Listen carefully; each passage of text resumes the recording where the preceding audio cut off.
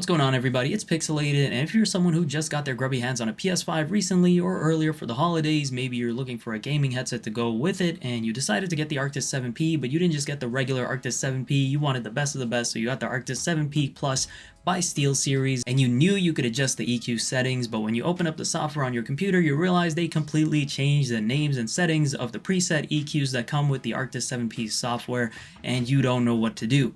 Well, this video might just be for you. Yes, I know, talk about run-on sentences, and if you still haven't got the Arctis 7P Plus, I've left a link in the description where you can go ahead and check it out. Quite a few of you have asked me to make an EQ settings video for the Arctis 7P Plus, and while I have made a video for the Arctis 7P, I can completely understand why, because for some reason, unbeknownst to mankind, the team at SteelSeries decided to completely change the name of all the EQs as well as some of the settings for the EQs for the Arctis 7P Plus, so there's no correlation between what the EQ settings are or what the EQ presets are for the Arctis 7P and the EQ presets for the Arctis 7P Plus. Not only that, but some of the names of the EQ presets make completely zero sense, like the smiley preset for the Arctis 7P Plus. No one knows what that's used for, SteelSeries. Please just give it a regular name that people will understand what it's used for. This has been quite an obstacle for many people who want to use this headset for specific reasons, like for FPS shooters. You don't really know what to do with the EQ settings. If you kind of understand what an EQ setting or what the bars on an equalizer do, then you can kind of figure out how to do it by yourself. But aside from that, there are no obvious EQ settings for this headset. So I'm going to go ahead and show you how to get the EQ performance results you're looking for. But first, a word from Skillshare, the sponsor of this video. Now, while I enjoy making these informative videos about tech for you all, it does take time and a handful of skills to accomplish, and I'm constantly trying to improve the process, not only to save time and be more efficient, but to deliver the information to you as clearly and effectively as I can. I've recently had questions about how to represent myself and my brand online. It can really get a little confusing sometimes. That's when Skillshare pops in. Skillshare is an online learning community with thousands of inspiring classes for anyone who loves learning and wants to explore their creativity. Invest in yourself and your personal growth. I decided to take the Power of Personal Branding course by award-winning marketer and entrepreneur Hamza Khan in hopes to find answers to my questions about how to brand yourself online and ultimately tell your story your way, while influencing and bringing value to the people. My key takeaway from this course was that there is a significant impact to telling your story online. While burnout and being on social media too often can have its downsides, and you should definitely take breaks, don't be on social media a lot. Now more than ever, it's important to tell your story your way, because not only does it allow you to connect with people you otherwise never would, but because in today's world your online presence is almost expected, it also opens a lot of doorways to opportunities. Being able to change my view on this subject matter has been very helpful in teaching me how to take control of my branding online and bring out a more consistent, effective message. So get online, do things, and tell people. Otherwise, someone else will tell it for you. Do you have a specific skill you're trying to learn? Are you an entrepreneur, a freelancer, a creative, or just someone looking to learn some new skills to bolster their tool belt? Skillshare is the perfect place to start. From photography to graphic design, marketing, freelancing, even courses on productivity, Skillshare's got it all. The best part about this whole ordeal is that you can try it out for free. The first 1,000 people to use the link in the description down below will get a 1-month free trial of Skillshare. So go ahead and check it out. Alright, now before we get into it, feel free to crush the like button. If you happen to enjoy this video at any point, feel free to decompress on the subscribe button for more videos, and feel free to maily that noti bell so you don't miss out on future videos. Now, let's figure this EQ business out. Alright, so here we are. The first thing we're going to do, we need to download the SteelSeries GG software. If you haven't downloaded it yet, you can either go on SteelSeries website and look for it, or you can just Google SteelSeries GG. As you can see, I just Googled it, so click on it. Free download right there. If you have an Apple, MacBook, Mac, get the Mac one.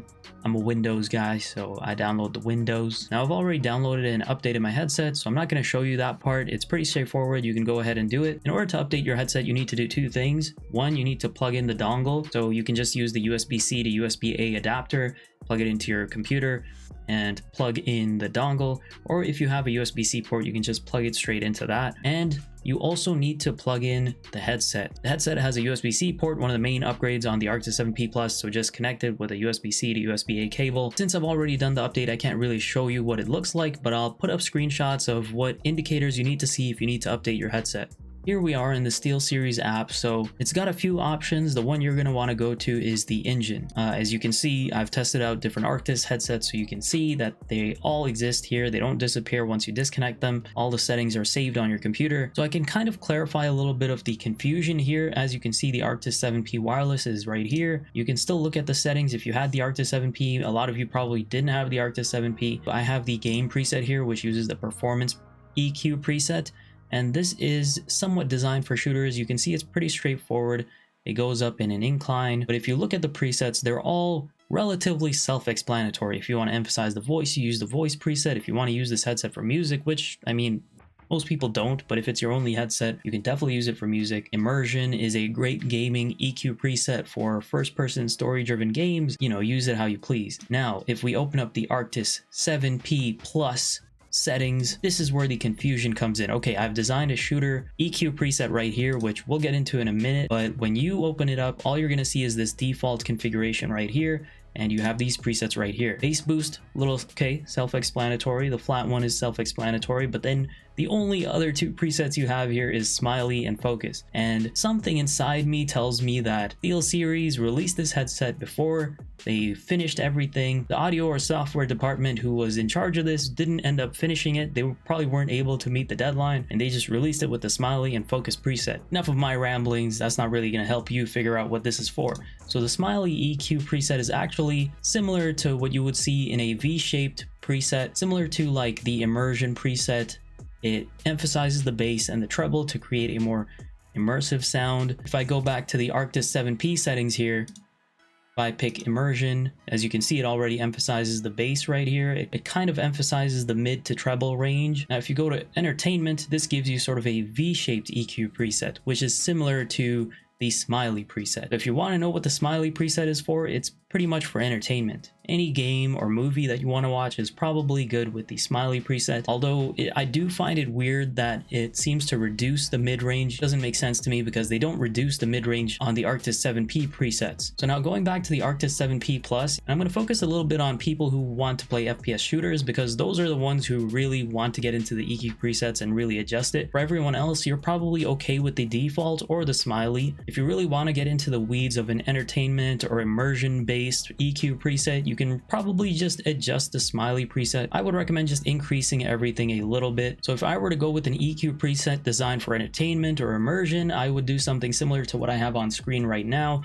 I've pretty much increased everything in the smiley preset so that the mid-range isn't actually reduced as much as it originally was, and I've increased the bass and the lower end and the higher end frequencies right here a little bit more, so there's a little bit more emphasis on that. You know what, I'm probably just going to make this another configuration just in case I want to use it later down the line. Okay, so I adjusted a little bit and I just saved it as an immersion entertainment configuration in case I ever want to use this. So let's start working on the shooter preset. The first thing I want to point out is that, as you can see, the Arctis 7P settings allows you to adjust the frequencies at a more specific scale. If you look at these frequency bars right here, there's I think 10 of them, whereas on the Arctis 7P you only have 6. So here it allows you to adjust it more specifically, but in order to get the same similar sound, you will sort of have to follow the same general formula. And in order to get a good shooter preset, you want to emphasize the high frequencies because footsteps register in the high frequencies. And when you're dealing with EQ presets, obviously the bars closer to the left or all the way to the left are the lower frequencies. As you can see here, it's like 32 hertz. And all the way up here, we have 16,000 hertz or 16 kilohertz. And the higher the hertz, the higher the frequency range. So there's the basic sound 101 lesson for you. So this is kind of the standard pattern. You can see the numbers here. If you want to adjust the EQ settings to get a good shooter preset, you can follow these numbers right here. I just did some minor adjustments right now to them, and you can see the numbers, you can follow them, you can adjust them and save it as a shooter configuration. But there's also a more advanced EQ setting that I've seen other people use, and I've tried it and it's actually pretty good. So I'm actually going to show you that right now. And so this is the more advanced FPS shooter setting if you really don't want to enjoy your audio at all. And I shouldn't say that you don't want to enjoy your audio at all. This is just if you're really serious about being an FPS shooter, you want to use this headset for FPSs, I still think you would benefit from increasing these two right here to a little bit higher. I would increase the 16 kilohertz and the 8 kilohertz bars to probably around you know, around where I just have them right now, around here. You can choose what your preference is, but I find this EQ preset to be really nice for shooters as well. You can try the original shooter EQ preset that I designed. Basically, this one sort of just gives you a basic understanding of how the EQ preset works and how to just use the equalizer to create a shooter preset. Feel free to play around with either of these. I know it's a little cumbersome because every time you have to adjust the EQ preset for the headset, you need to connect it to your PC or Mac and then change the preset, unplug it, disconnect it, and connect it to your PS5 to hear it. And that's an important thing to note. When you do adjust the EQ setting on your PC, it saves. As long as you click the save button, it saves onto your headset. And when you disconnect it from your PC, it's still running on the headset. So once you connect it to the PS5, the EQ settings will be consistent. It's not like it'll reset and you just get a flat EQ preset once you connect it to your PS5. And I know it's a little cumbersome, but it's the best we got right now. It's not the worst thing in the world. It could definitely be better. Being able to scroll through the presets while you're still connected to your PS5 would be a definite plus. You can do that with the Arctis Pro wireless if you get it with the base station, but that's a far more expensive headset, and that's outside the confines of this video right now. That's it. Hopefully this video has helped you in operating this headset and getting the performance you want out of it. If you're into shooters, I hope this gives you an edge up. If you just wanted to customize the EQ to your preference, I hope this video helped. I really do think they could have benefited from letting us rename some of those EQ presets. Like Smiley is just not a good name. It doesn't help the average person understand what that EQ preset is for. At least update the software to remove the names or replace them with something that makes sense, SteelSeries. Anyways, end of rant here. I hope this video helped. I'll catch you in the next one. Picsoleated has nerves of steel.